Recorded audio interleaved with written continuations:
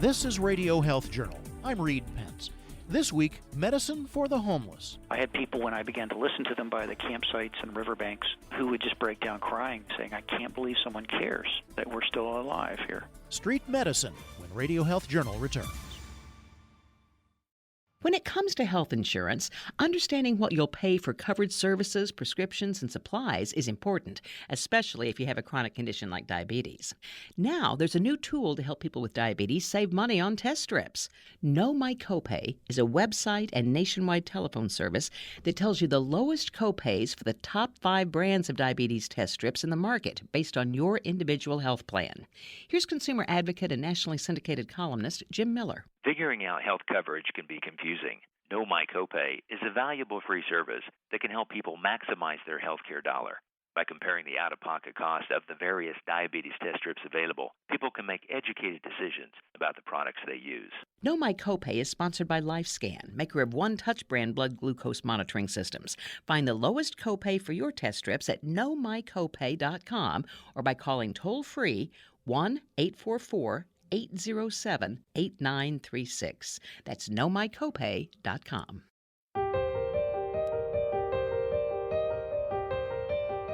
Nobody really knows the number of homeless in the United States.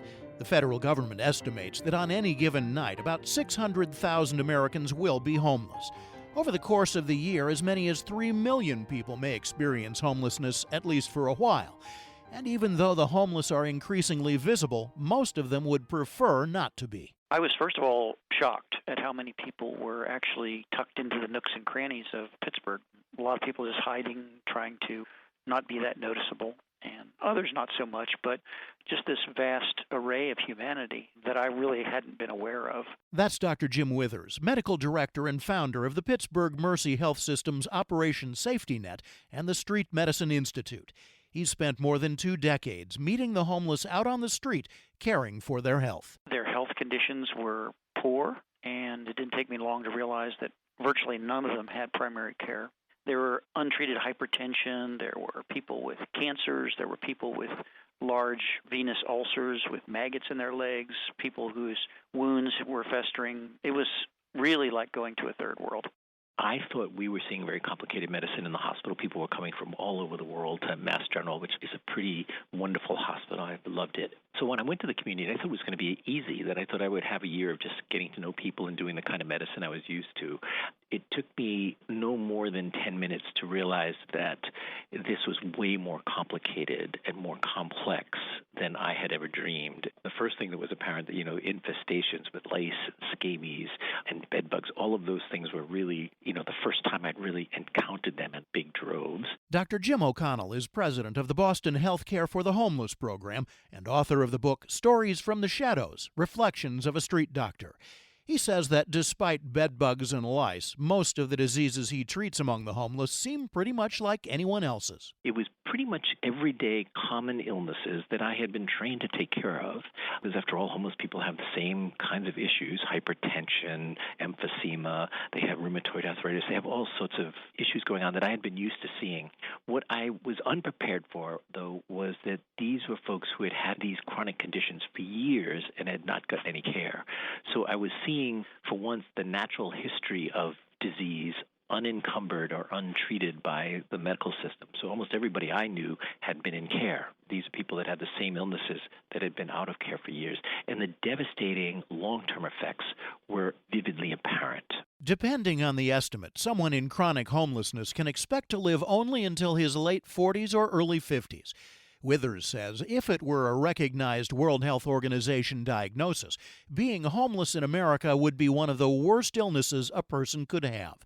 That's because overlaid on all of the typical health problems are often a variety of mental health issues that aren't the norm in most patients. These were people who were suffering from enormous burdens of medical problems, complicated by mental health issues, complicated by substance use issues, and I'm sure it is just the long-term effects of having grown up in just the worst of circumstances, the most abject of poverty, in foster care, kids that had ADD that wasn't recognized and was seen as troublemakers, so they never did well in school. Many didn't learn how to read or write. Very few came from intact families. Many of the homeless folks you'll see will have suffered terrible abuse as children, physical, emotional, sexual. So you realize that the people who have lost in what I think of as a musical chair game of getting housing are frequently those people that are just struggling with the most challenges. I just never thought about the complicated social determinants of health the way I got handed it into my face when I walked into the clinic at the shelter. It's a matrix of things that are all interacting: mental health, prior trauma, molestations when they were kids, addictions that have settled in. Mental health disorders are very prominent out there. But physical disability also leads people to be unable to really participate in the workforce, and chronic illnesses are out there. So it's all these things interact, and much like with domestic violence victims, people over time lose hope. They just survive one day to the next. And so that's that perspective that people have that, I've tried everything I can do and I can't get out of this situation. I'll just survive today, and that's all I'm going to think about. But if street people are in survival mode and ignore health problems long enough, they usually end up in a hospital's emergency department, where they may rack up enormous medical bills. In Los Angeles, 23% of the homeless use the emergency room as their primary care. In San Francisco, 40% have used the emergency room in the past year, which is 3 times the national average. Even here in Pittsburgh, our busiest hospital at Mercy Hospital, I looked at the data, and 34% of the highest utilizers of our emergency room are part of our street population. They're often uninsured unless you have a targeted program to get them insured, and it's really a wasteful way to deliver health care. In a study from the University of California, San Diego about 15 years ago, researchers tracked more than 500 homeless chronic alcoholics for 3 years. They found that over that time, those patients landed in the emergency room more than 3,300 times and accumulated a total health care bill of nearly $18 million. And O'Connell says those costs are only the beginning. I've learned that not only are homeless people suffering from a severe burden of illness for which we as a society are paying a heavy price in hospital costs, emergency room costs, police costs, but those costs really are significant to society. I look at it as the cost of doing nothing about that problem, and I think any money we can invest in addressing the problem is likely to be something that, if it doesn't save money, it clearly will improve health and quality of life for not only homeless people but for all of us.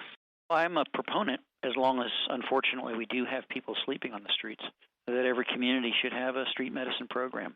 This is what the Street Medicine Institute is all about. We've helped start or connect 50 or so programs throughout the United States that are approaching people with the same philosophy of being there with them. To me, it's a fundamental requirement if you're going to work with people who are now increasingly seen as not part of society. It may self-identify that way. You need a special approach to make that connection. You need respectful ways to create a welcoming, non-judgmental face to healthcare so that they can walk through that door. However, some street people will never walk into a clinic, and if they ever see a doctor, they'll never get follow-up care. They have more immediate, important things to do. If you need to get a bed tonight and your next meal, and you have to stay safe from the elements, and you have to avoid being picked on or something like that, your struggle to survive out in the streets and in the shelters means that you are caught in an immediacy that doesn't let you think about long-term effects of any illness you have, or of even making appointments down the line. You have to survive. That's why Doctors for the Homeless and other healthcare workers know they have to be out on the streets, practicing a different kind of medicine. O'Connell says veteran street nurses like Barbara McInnes warned him that he'd have to slow down and get to know people. That requires taking time with people, requires never judging them, it requires sharing a bit of yourself, it requires having a cup of coffee, but mostly it involves listening and a consistent presence. Those are all the things that we rarely get to do when you're in a hospital or clinic setting where things have to go so fast. And Barbara would turn to me and say, if you don't establish that trust, she said, then you will never have any continuity of care and you'll never get people to do any of the things you need them to do. And she was so right. Most people didn't tell me anything the first week, some not for the first month, some not for the first year. But as I became more and more part of the fabric of the shelter and the streets, then people would begin to trust you, and slowly they'd share their stories with you. O'Connell says until doctors know the stories of the homeless, there's really no way to work around their scars and paranoias to treat them. Withers agrees. In fact, he wishes every patient could be treated in much the same way, at a slower pace where listening is most important. Taking that time, it's an investment perhaps in the way things are scheduled now, but just sitting with them and looking them in the eye and listening, letting them explain who they are. That's important everywhere, but it's particularly important on the street because they have a huge deficit in terms of receiving any sort of respect. I had people, when I began to listen to them by the campsites and riverbanks, who would just break down crying, saying, I can't believe someone cares that we're still alive here. The power of just listening opens things up. If you respect someone and give them a sense that they have control in this relationship over their own autonomy, their own care plan, then they let their guard down and they let you actually be part of that, and they begin to trust you. But up until that point, there's a lot of fear and mistrust. So it's just a matter of investing time with people. But even then, how can the homeless ever manage the follow-up care that's required to treat major illnesses? Sometimes it takes the entire community, as O'Connell found when tuberculosis was diagnosed in more than 60 homeless people in central Boston. Treatment of this particularly resistant strain required 4 medications administered daily for 18 months, seemingly a recipe for failure. But if medics have personal relationships out on the street, amazing things can happen. Even though the whole picture looks chaotic, the life of each individual homeless person tended to be more ritualistic than not. So most people kept to the same geographic area, stopped in the same places, at the lunchtime, went to the same library or bar or something in the afternoon. And we had to learn the patterns of each individual. And as you started to learn that, the chaos dissipated into a semblance of some order. We'd have to get on our bikes. This is in 1985. Get on our bikes and go find them on the street corners where they would be. We also learned that a few of them would use a particular bar, and we'd go to the bartender and ask the bartender, when they show up in the afternoon, can you call us? We'll come down and give them the medication. And in a few instances, the bartender was willing to just keep the medicine in a little cabinet there, and so when people came in, he'd bring it over, they'd take it out of their bottle, and he'd put it back. And the bartenders and the barbershops and all sorts of people in the community became our eyes and ears to treat this. That's a success story, but O'Connell says they happen too seldom. He and Withers say if street people can only get into housing, then they have safety and routine that can begin to ease their medical problems as well. When we get people into housing, I have watched over time their ability, it doesn't happen right away, but their ability to embrace the things that they need to get into a healthier place is much easier for them because they're not afraid of someone murdering them in the night. They don't have some of the distractions on the street. They're not in a survival mode, basically. And with the right team, they don't just feel dropped either. They feel like they have people they can trust. And over time, they do better. It's miraculous, actually, to see how much of a factor housing can be in providing better health. The homeless have so many factors going against them that Withers admits he's had times of despair. But he says the rewards are priceless and a reminder of our shared humanity. According to a lot of economists, most Americans are themselves just one paycheck away from the street. You can find out more about all of our guests through links on our website, radiohealthjournal.net. I'm Reed Pence.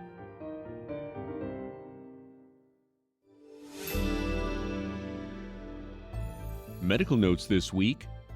Oral health problems and pancreatic cancer are related, and scientists are trying to figure out how. They've known for some time that people battling pancreatic cancer are more likely to have gum disease and cavities. Now a study presented to the American Association of Cancer Research shows that healthy people with a certain mix of bacteria in the mouth are nearly 60% more likely to develop pancreatic cancer later. Researchers are tracking the connection. Managers who inspire their employees to perform above and beyond the call of duty may be harming their workers' long-term health. A study in the journal Work and Stress finds that employees working under the so-called transformational managers do well in the short term, but over the next few years, employees end up being out sick more often than the norm and often show up for work even when they're sick. And finally, it appears that teenagers who stay up late to study may be doing their grades more harm than good. A study in the journal Sleep divided elite teenage students into two groups. One group was allowed to sleep 9 hours a night for a week, while the other group got only 5 hours of sleep per night. At the end of the trial, the sleep-deprived group had significant deterioration in attention, working memory, executive function, and alertness. Catching up on sleep over the weekend wasn't enough to fully reverse the effects. And that's Medical Notes this week. More in a moment. Chronic pain affects many people's close friends or loved ones. For years, spinal cord stimulation has represented a life-changing option for some patients. Now, spinal cord stimulation therapy has taken another step forward with FDA approval of a new patient-centric system called the St. Jude Medical Proclaimed Spinal Cord Stimulation System. Dr. Judson Cook of Spine and Neurosurgery Specialists of Austin tells us more. Until recently, spinal cord stimulation technology had only been incrementally improving. But with the new St. Jude Medical Proclaimed system, my patients have a strong package of benefits like a battery that doesn't require recharging and upgradable technology while still receiving optimized spinal cord stimulation therapy. To take the next step to learn more about the newly approved Proclaimed Spinal Cord Stimulation System, go to poweroveryourpain.com/nextsteps. That's poweroveryourpain.com/nextsteps. Implementation of a spinal cord stimulation system can involve risk, such as painful stimulation, loss of pain relief, and surgical risks, such as paralysis during the implantation procedure. Patients should talk to their physician to determine if spinal cord stimulation therapy is right for them. Thank you for listening to Radio Health Journal, a production of MediaTrax Communications. If you enjoyed this week's show, please leave a review on iTunes or share it with a friend. You can find more Radio Health Journal stories about health, science, and technology on iTunes, Stitcher, and at radiohealthjournal.net.